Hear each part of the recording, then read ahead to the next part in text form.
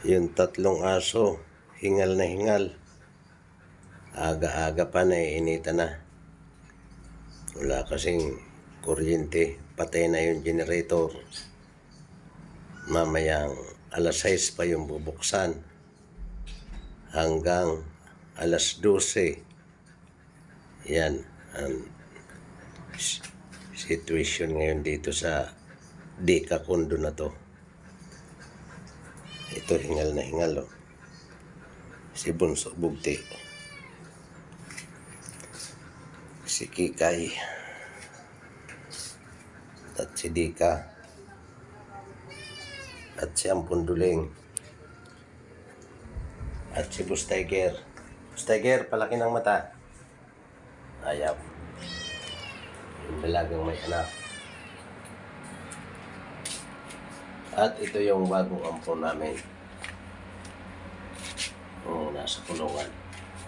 Ang ganda. Hindi. Hit pa muna. Ang ganda niya.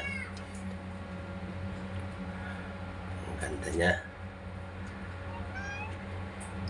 Hindi, tayo pa muna. Ang ganda ng kanyang buntot.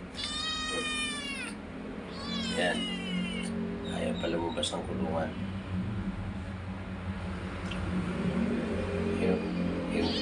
Imported ang dating.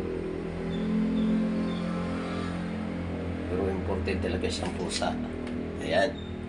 Ayan, kaya yan ang buntot niya. Ang ganda.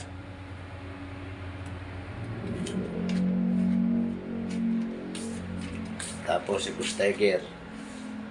Andi dito. Tim, laki tayong mata. Yung laki ng mata. Isa pa. Isa pa, yung malaki pa. Dali na.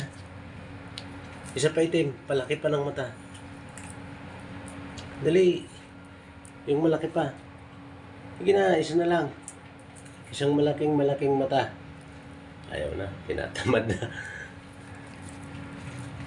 Huwag yan. Itim, huwag yan.